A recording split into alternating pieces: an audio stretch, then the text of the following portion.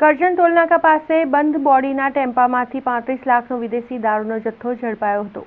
ગાંધીના ગુજરાતમાં દારૂબંધી છે, પણ નીતિ નિયમો ઘડતા નેતાઓ અધિકારીઓની ઢીલી કામગીરીના કારણે સામાજિક દૂષણ દારૂ પર અંકુશ નિયંત્રણ આવતું નથી। પૈસાના જોરે બધા નિયમો કાગળ ઉપર જ સ્થિર થઈ જતા હોય છે। દારૂના દુખણમાં કેટલાક ઘરો તૂટે અને બાળકોના માનસ પર વિપરીત પરિણામો આવે છે, પણ સંબંધિત તંત્ર આ મામલે ધૃતરાષ્ટ્રની ભૂમિકામાં હોય છે।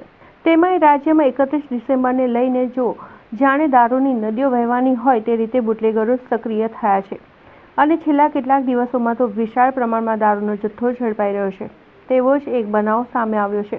સુરતથી ભરૂચ થઈ વડોદરા તરફ દારૂનો મોટો જથ્થો ભરેલો એક બંધ બોડીનો ટેમ્પો વડોદરા તરફ આવવાનો છે તેવી માહિતી જિલ્લા એલસીબીને મળતા કરજણ હાઈવે પર આવેલા ભરથાના ટોલ નાકા ઉપર રાત્રે વોચ ગોઠવી હતી। દરમિયાન મોડી રાત્રે બાતમી મુજબનો બંધ બોડીનો ટેમ્પો આવતા તેને રોકી અંદર તપાસ હાથ ધરી હતી, જેમાં ₹35.23 લાખની કિંમતના 35,232 બોટલો ભરેલી 734 દારૂની પેટીઓ મળી હતી। પોલીસે કર્ણાટકના હુબુલી તાલુકામાં છાનીપીઠ રોડ પર આંબેડકરનગરમાં રહેતા મોહમ્મદ ફીક કાસિમ દુલાર યાદગટીનો દારૂનો જથ્થો, ટેમ્પો અને એક મોબાઈલ સહિત કુલ 45.33 લાખના મુદ્દામાલ સાથે ધરપકડ કરી હતી।